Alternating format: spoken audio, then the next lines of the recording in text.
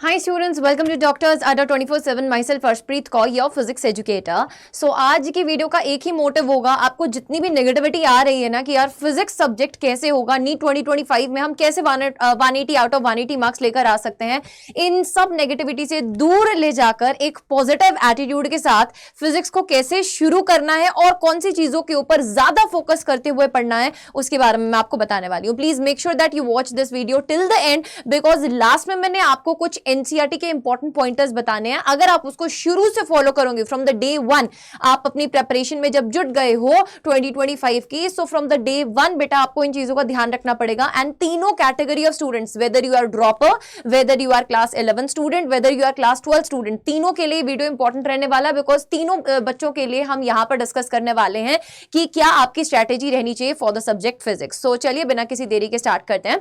सबसे पहला क्वेश्चन आपके दिमाग में यही आ रहा होगा, नीट 2024 के रिगार्डिंग जितनी भी कंट्रोवर्सीज चल रही हैं, क्या उसका इंपैक्ट नीट 2025 पर पॉजिटिवली पड़ेगा या नेगेटिवली पड़ेगा. यानी कि जो पेपर का डिफिकल्टी लेवल है वो बढ़ाया जा सकता है या नहीं जा सकता. ऑफ कोर्स बेटा, अगर हम 2024 के पेपर की बात करें तो जो 2024 का पेपर था that was not that difficult. हाँ, इतना इजी भी नहीं था बट उतना भी ज्यादा डिफिकल्ट नहीं था, जिसके कारण आपकी जो कट ऑफ थी वो इंक्रीज हुई. और फर्दर कुछ कुछ चीजें बेटा सामने निकल के आ रही हैं, उसके बारे में डिसीजन हमारे माननीय सुप्रीम कोर्ट के द्वारा जल्दी आ जाएगा.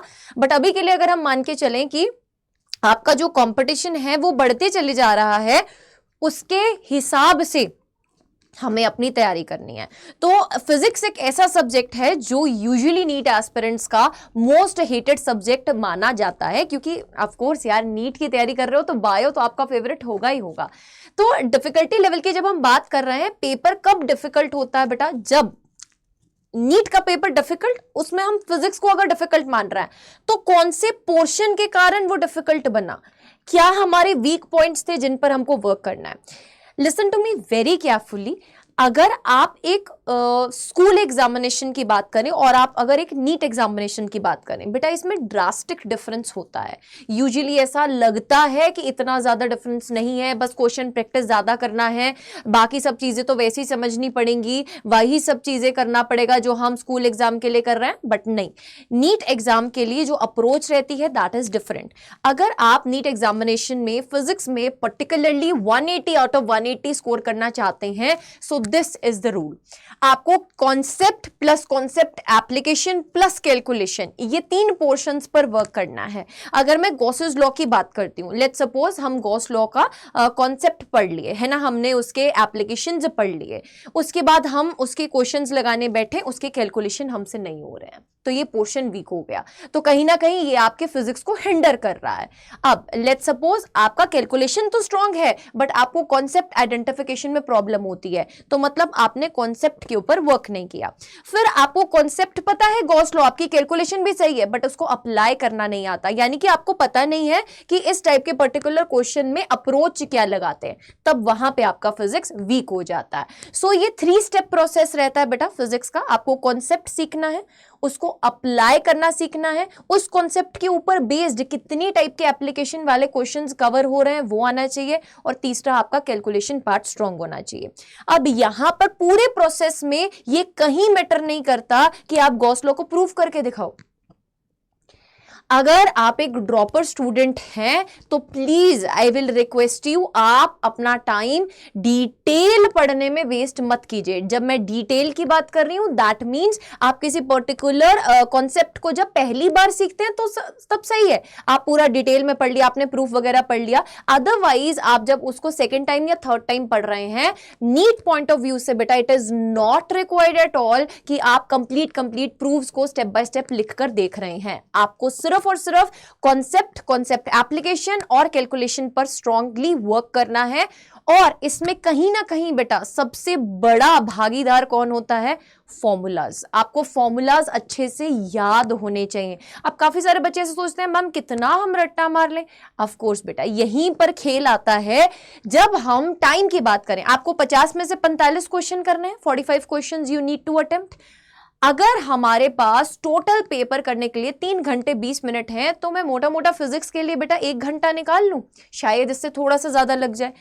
60 मिनट्स का अगर आपको टाइम मिल रहा है तो इसमें ऑन एवरेज बेटा आपको 1.2 है ना, 1.2 का टाइम मिल रहा है to solve particular question of physics. अब इसमें कुछ तो कंसेप्चुअल होंगे जो सीधा टिक कर लोगे, कुछ लेंथी भी होंगे। अगर हम क्लास 11th की बात करें तो रोटेशन में से अगर कोई क्वेश्चन आ गया, क्लास 12th में ऑप्टिक्स में से कोई क्वेश्चन आ गया तो थोड़ा ज्यादा टाइम लेकर जाएगा। सो इतना एक्यूरेटली बेटा आपको अगर टाइम डिवाइड करके चलना है, आपको पूरा पेपर अटेम्प्ट करना है, तो उस केस में आपको फॉर्मूलाज याद होने चाहिए। वहां पे आप डिराइव करने के लिए आपके पास टाइम नहीं होगा। हाँ, if you have time, you have good amount of time, आपके पास आपने बायो जल्दी अटेम्प्ट कर लिया, केमिस्ट्री भी आपने अटेम्प्ट कर लिया, फिजिक्स के लिए आपके पास 1.5 घंटा बच जाता है, उस केस में आप कहीं पर अड़ते हैं, आप डिराइव करके देख लीजिए। बट अदरवाइज बेटा आपको मेजरली फॉर्मूलाज जो है वो अच्छे से याद होने चाहिए। ये एक बहुत इंपॉर्टेंट रोल प्ले करेगा आपकी फिजिक्स को स्ट्रॉन्ग करने में। बाकी बेटा अगर आपको कुछ भी प्रॉब्लम आता है, पर्टिकुलरली आप इनमें से किसी एक पोर्शन में प्रॉब्लम फेस कर रहे हैं, आप कॉमेंट सेक्शन में कॉमेंट करके जरूर से बताइएगा। उसी के रिगार्डिंग बेटा आपके लिए वीडियोज बनाएंगे ताकि आपको भी उसका बेनिफिट हो सके। ठीक है, सो कमेंट कंजूसी से मत करा करो, भर भर के करा करो। जितनी भी तुम्हारी प्रॉब्लम्स है कमेंट डाउन करना बेटा कमेंट सेक्शन में। नेक्स्ट अगर हम बात करें 3 कैटेगरी के स्टूडेंट्स हैं। एक ड्रॉपर बच्चा है, एक जो अभी क्लास 11th में आया है, एक जो अभी क्लास 12th में आया है और उसको 2025 में बोर्ड एग्जामिनेशन भी देना है और साथ साथ नीट एग्जामिनेशन भी देना है। तो ड्रॉपर वाले बच्चे के लिए बहुत ज्यादा इंपॉर्टेंट है कि वो अपने आइडेंटिफाई करे वीक चैप्टर्स को, वेदर ऑफ फिजिक्स की बात करूं, बायो की बात करूं, केमिस्ट्री की बात करूं, ओवरऑल अगर अभी हम फिजिक्स की बात करते हुए चल रहे हैं तो फिजिक्स में आप अपने वीक चैप्टर्स को आइडेंटिफाई कीजिए। उन चैप्टर्स में से पर्टिकुलरली उन टॉपिक्स को आइडेंटिफाई कीजिए जहां पर आपको क्वेश्चन सॉल्विंग में प्रॉब्लम होती है, और फिर बेटा उनके ऊपर मैक्सिमम से मैक्सिमम क्वेश्चन प्रैक्टिस कीजिए। अगर आपके पास मॉड्यूल्स हैं बहुत बढ़िया है, बाकी अदरवाइज आप हमारे चैनल के साथ जुड़े रहिए, यहाँ पे क्वेश्चन प्रैक्टिस सेशंस हम स्टार्ट करेंगे। दूसरा बेटा आपके पास अगर आपने किसी कोचिंग को ज्वाइन नहीं कर रखा है तो आपके पास एटलीस्ट एनसीईआरटी बुक होनी चाहिए। साथ ही साथ आपके पास आप डीसी पांडे बुक भी खरीद सकते हैं या फिर आप एमटीजी की फिंगरप्रिंट्स भी खरीद सकते हैं। ठीक है, दिस इज माय सजेशन। बाकी अदरवाइज आप अगर कोई बुक फॉलो कर रहे हैं तो आप उसको कमेंट सेक्शन में कमेंट डाउन कीजिएगा। बेटा बहुत ज्यादा बड़े बड़े ऑथर्स की बुक सॉल्व करने से कुछ नहीं होता है ना। अगर आपको ऐसा लगता है कि मैं सारी एच.सी. वर्मा बैठ के सॉल्व कर लूंगी या कर लूंगा, बेटा फायदा नहीं है। एच.सी. वर्मा की अगर एक्सरसाइज की बात करें तो वो जेईई पॉइंट ऑफ व्यू से, जेईई पॉइंट ऑफ व्यू से इंपॉर्टेंट है, but NEET point of view से उसके सॉल्व्ड एग्जांपल्स इंपॉर्टेंट है। तो वो जरूर पता होना चाहिए कि कौन सी बुक का कौन सा पोर्शन इंपॉर्टेंट है फॉर योर प्रिपरेशन। ज्यादा करके कभी कुछ नहीं होता बेटा, सही करके सिलेक्शन होता है। ठीक है, नेक्स्ट आपको टेस्ट और previous year questions maximum solve करने हैं। टेस्ट में कोई कंजूसी मत करो, आपको पता है कहां पर आप वीक पड़े हो, उसके ऊपर वर्क करो।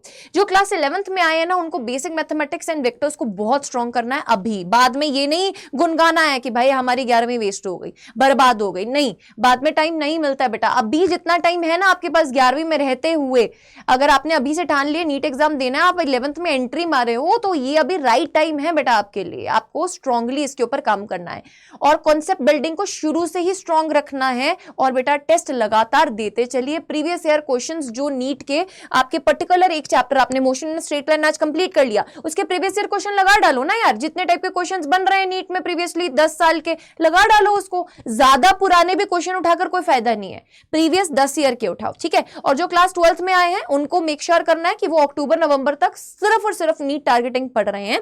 उसके बाद आप बोर्ड सेंट्रिक पढ़ लेना।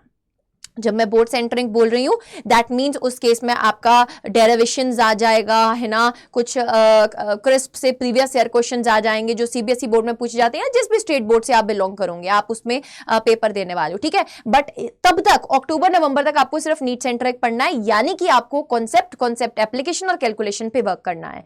बेटा कभी भी अगर आप नीट एस्पिरेंट हो तो कंजूसी मत करना टेस्ट देने में। जितने टेस्ट दोगे उसी से ही आपके मार्क्स इंप्रूव होंगे। ट्रस्ट मी, आपको ऐसा लगेगा कि अभी से मॉक टेस्ट क्यों दे, but right way of practising physics is जितना प्रैक्टिस कर सकते हो करो, जितने टेस्ट दे सकते हो दो, और कभी भी इस सब्जेक्ट को लेकर डीमोटिवेटेड फील नहीं करना।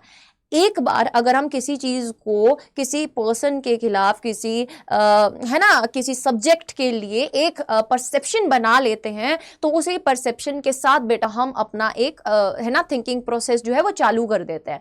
सो प्लीज मेक श्योर दैट आप इस पूरे सब्जेक्ट के लिए कभी भी नेगेटिव नहीं हो रहे, आप पॉजिटिवली सोच रहे हो, वो बहुत ज्यादा जरूरी है। ठीक है, एक पॉजिटिव अप्रोच बहुत ज्यादा जरूरी है।